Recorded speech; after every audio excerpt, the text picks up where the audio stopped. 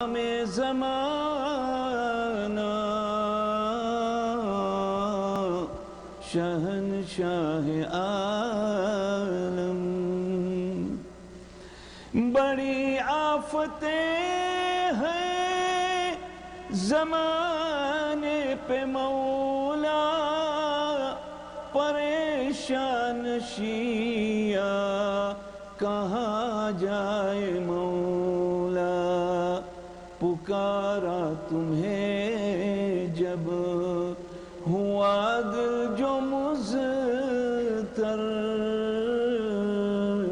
شہنشاہ عالم، بلاؤں نے گھیرا نہیں کوئی ساتھی، اندھیرا ہے ہر سو اداسی ہے چھائی، تمہارے قدم سے ہو دنیا منور، شہنشاہ عالم،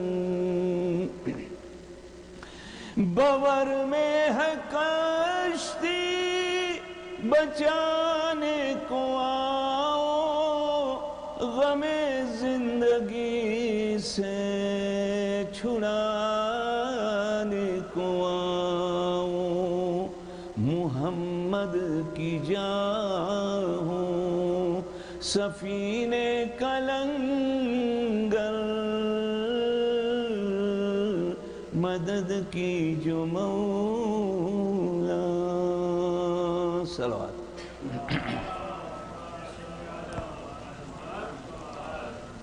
رحم اللہ من قرأ الفاتحہ۔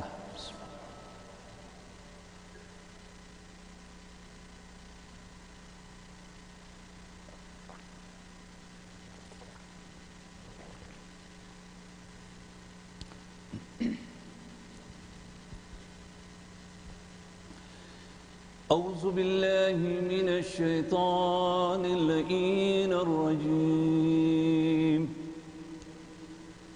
بسم اللہ الرحمن الرحیم، بسم اللہ وباللہ وصلی اللہ علی محمد وآلہ وافوض امری اللہ، ان اللہ بصیر بالعباد، الحمدللہ الذی ہدانا لہذا وما كنا لنہتدی لولا ان ہدانا اللہ، لقد جاءت رسل ربنا بالحق، والصلاة والسلام على أشرف الأنبياء والمرسلين أبي القاسم محمد، روحي وجسمي وارواح العالمين لك الفداء يا ابن رسول الله، ثم السلام علیکم یا اہل العزاء الحسین جمیعاً ورحمۃ اللہ وبرکاتہ۔ بسم اللہ الرحمن الرحیم، قل لا اسألکم الیہ اجرا الا المودۃ فی القربى، صدق اللہ العلی العظیم، صلوات۔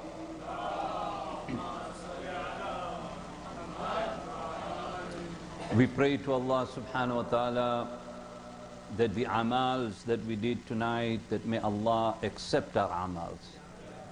We pray to Allah subhanahu wa ta'ala that the world is going through a very difficult time with this virus. We pray to Allah to keep us all protected. We pray to Allah subhanahu wa ta'ala that, Ya Allah, this is a month of Rajab, a very holy month. We come here to ask from you whatever our legitimate desires are. Ya Allah, accept our du'as. Tonight, we are here to also commemorate the shahadat of Imam Ali al-Naki alayhi salam.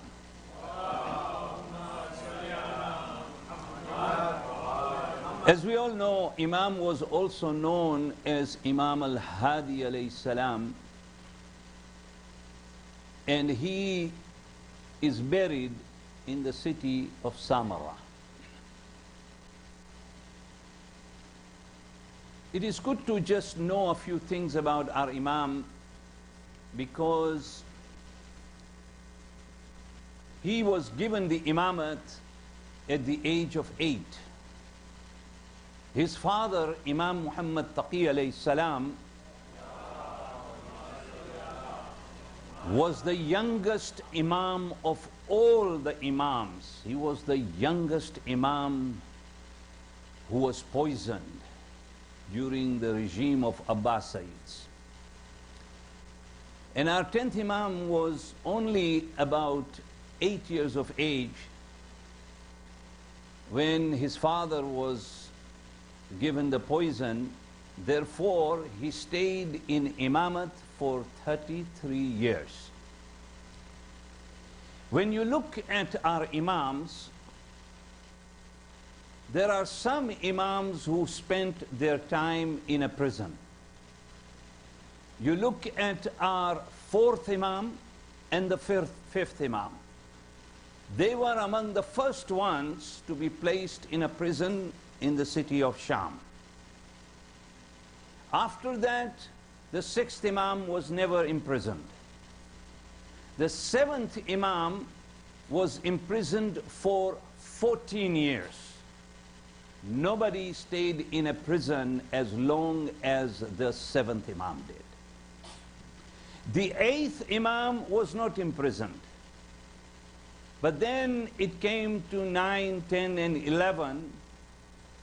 At some point, either they were under complete house arrest or they were in prison. But when it came to the 10th Imam, he was put into prison twice. Imam alayhi salam was born in Medina, and during his time was the most difficult time, it is said, of Imams, because people were fed up with khilafats. All this khilafat that started at the time of Mawla Kainat, until that time of the 10th Imam, people had become completely fed up of these people. The man who was ruling at the time was Mutawakkil. And Mutawakkil's objective was only one. His objective was to completely abolish those who believed in Ahlul Bayt. He wanted to completely demolish that. Nobody tried to destroy the qabr of Abu Abdullah al-Hussein alayhi salam as much as Mutawakkil did. 47 times. That is a lot when you think of it. For 47 months he ruled, and it is said for every month he decided to do something to destroy the qabr of Abu Abdullah al-Hussein. He brought animals, and he made these huge animals to walk on the qabr of Abu Abdullah al-Hussein, and they would not walk. They would just run away from there. They wouldn't walk on his qabr. Then he decided to open up a dam that would flush the water into the qabr of Abu Abdullah al-Hussein. He tried that, and the water came gushing out. But when the water reached Abu Abdullah al-Hussein's qabr, it split into two, and it went around it. And he could not understand. In spite of 47 times, he could not understand the power of Ahlul Bayt alayhi salam.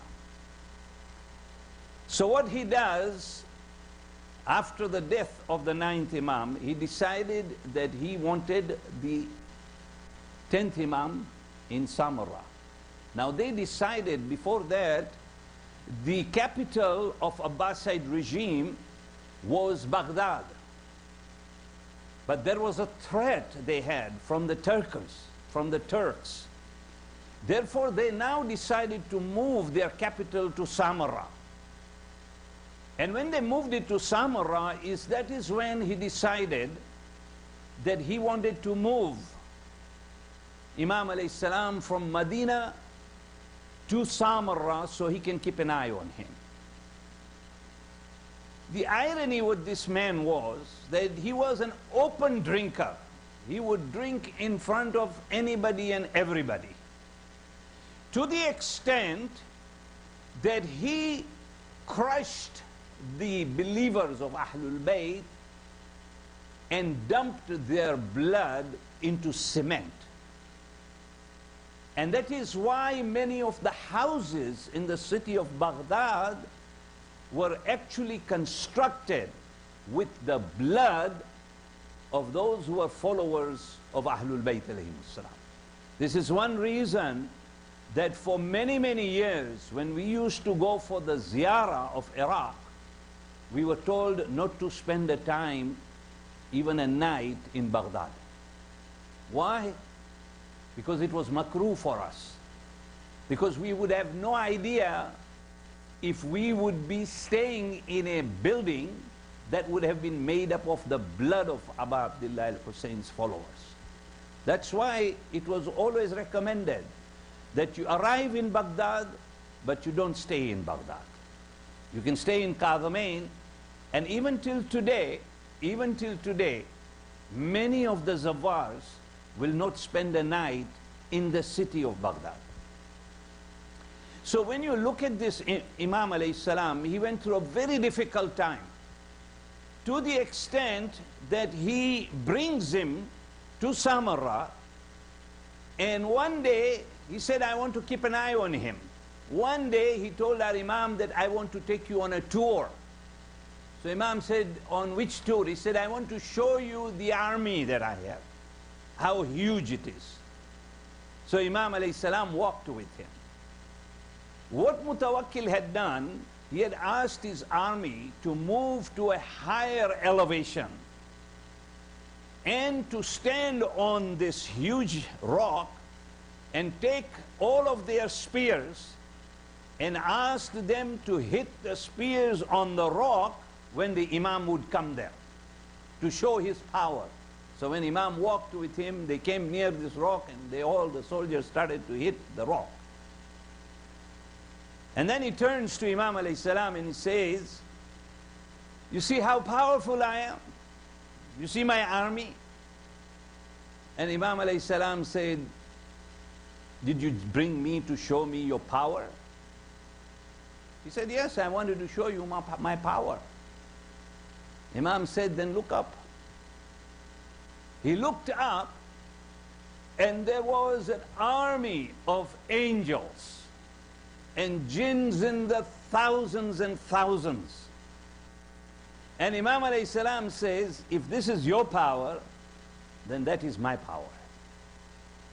And he said, those angels were telling Imam alayhi salam, give us the order so we can remove Mutawakkil and his people all away from here. And it is said Mutawakkil literally fainted. He could not believe what he saw. So he tried his level best. This is one of the Imams, when you look at our fiqh masail, many masails, we have no idea where those masails came from. But even till today, it is preserved. Why? Because people used to write letters to Imam alayhi salam and used to ask him questions about fiqh masail. And Imam alayhi salam replied them in thousands. Our scholars say that many of these letters are still preserved till today as to how the Imam had given replies back for different types of issues. I don't have the time to discuss the issues, but many of the different issues. But Mutawakkil tried his level best. He wanted to basically see what the Imam was doing. So what he would do is he would ask Imam to come in the middle of the night. They would walk into his house, they would wake up everybody after midnight, they would grab Imam and then bring him over to Mutawakkil. One day, Mutawakkil did that, and he said to his people, go and grab him, bring him over. So they brought him over.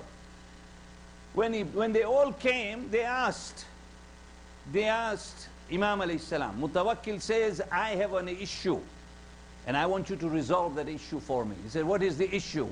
He said, I have a Christian man here, and this Christian had committed adultery with a Muslim lady. But when I was trying to kill him, he said, I have become a Muslim.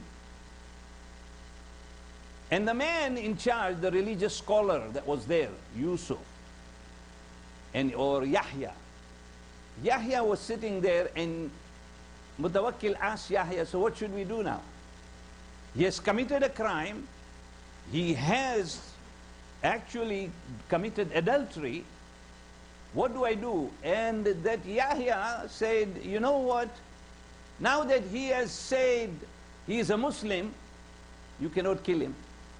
Because it is said that the moment a person becomes a Muslim, then all of his past sins are cleaned. So now he's clean. There's nothing you can do.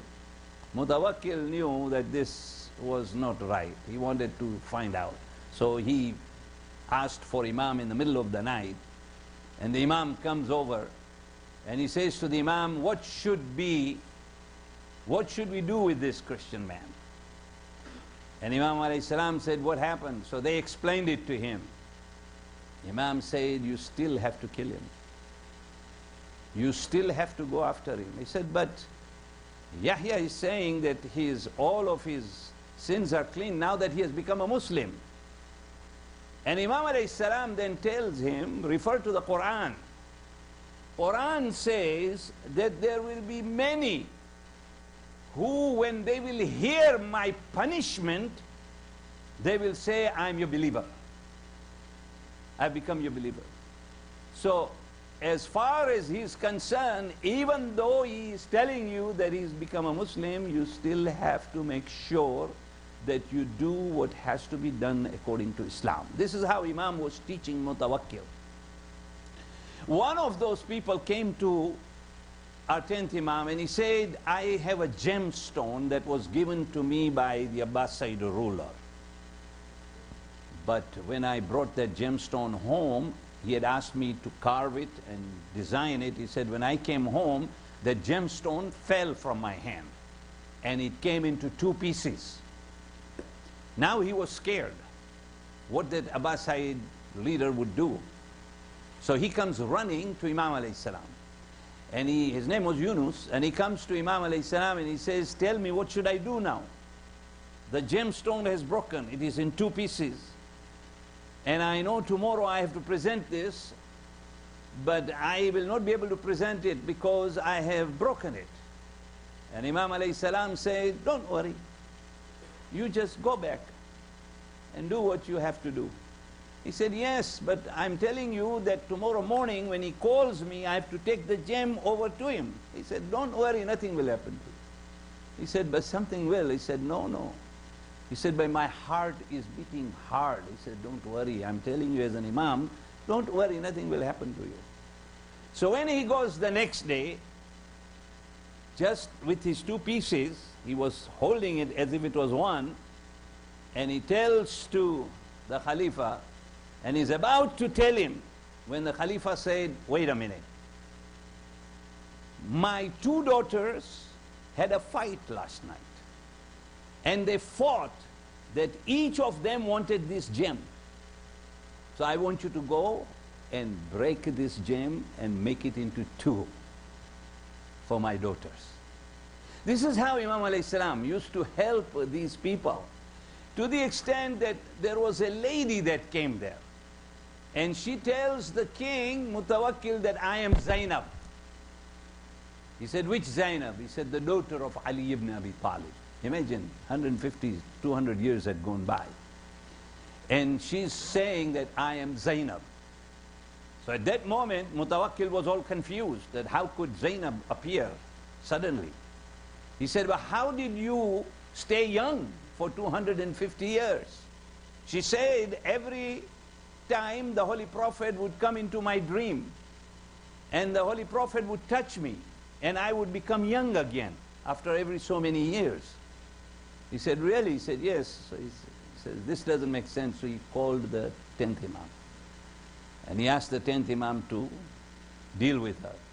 So Imam alayhi salam asks her that, who are you? He said, I'm Zainab. He said, really? He said, which Zainab? He said, the one in Sham, in Karbala. I'm the Zainab. He said, really? You are the Zainab? He said, yes. You are the daughter of Ali ibn Abi Talib? He said, yes, I am. So again, she explained it to Imam how she was becoming young. Of course, this was an Imam. So Imam said to Mutawakkil, he said, I know you have a dungeon down below. There are 4 lions there. I want you to put her in the den and open up the cages and let the lions go after her. Well, at that time, she changes. You know what she says? She says, if you are really the grandson of the Holy Prophet, why don't you go in the den first? He said, I'll go. So Imam goes into the den.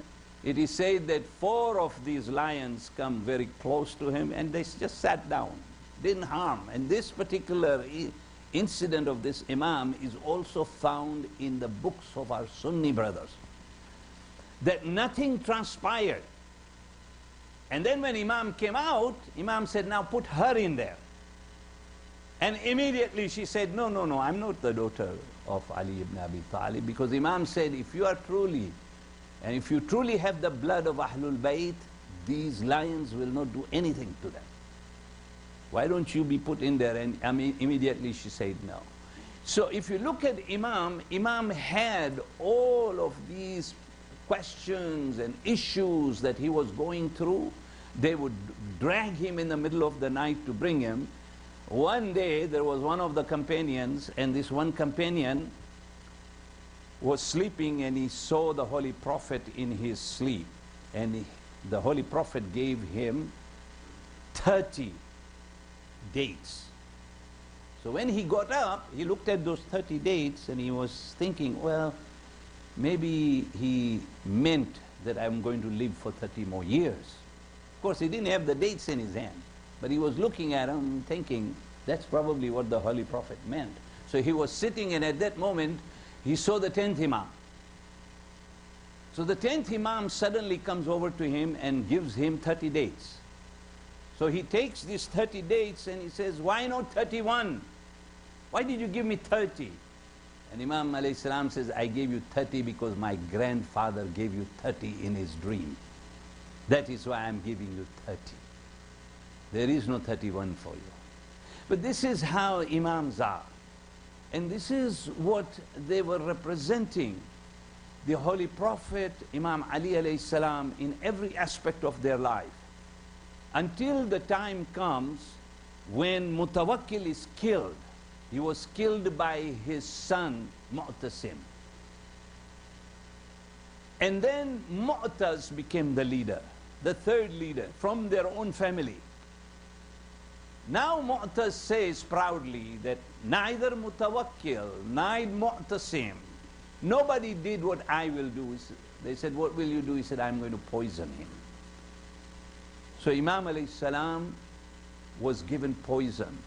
History says that at that moment when Imam Muhammad Taqi alayhi salam was given poison, and when he was killed, this Imam used to be in Medina because he was only 8 years of age.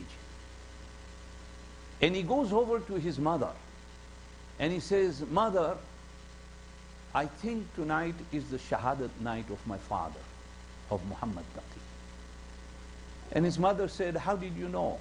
that today my son will die. And imagine, because her son was only 25, and he was Imam Muhammad Taqi alayhi salam, and he suddenly says that he is going to die tonight. And he said, how did you know? He said, the angels. He said, you see, we Imams have a special angel that stands with us at all moments of our life. When the Imam dies, that angel shifts over to the next Imam. So he said, that angel has already come to me now, which means that my father is going to die. Imagine the mother was all the way to Medina, and suddenly Imam had become an orphan. And it is said that she started to look after her grandchildren, the 8th Imam and other children, and they were looking after them. But at one point, she remembers Abu Abdullah al-Hussein. Because Imam Hussein, after the death of Imam Hassan Mujtaba, Imam Hussein used to take the children to the qabr of Imam Hassan on the day of Eid. So when he was taking these children, he was just holding the hands of his little children, and one person came and he saw that Imam alayhi salam had his hand on the head of Janab Qasim. So they turned to Imam alayhi salam and they said, why are you putting your head on his head? He said, I'm putting my hand on his head is because Qasim is an orphan. And the Holy Prophet had said that never put your hand on an orphan while your own children are there, because this child will feel fatherless if you ever put your hand on their head. And this is how Imam Hussein alayhi salam used to look after the children, but it was at the end, it was his own daughter, Janab Sakina bint al-Hussein. She had become an orphan, and Shimra started to slap her on her face. She would look at towards the qabr where Hazrat Abul Fazl al-Abbas may have been buried, and she used to look at Karbala, and she used to say, oh my uncle, look at the way they are treating us. We are the orphans of Abu Abdullah al-Hussein. She used to say, oh my uncle Abbas, come and save me from the way these people are treating me. It was the Sakina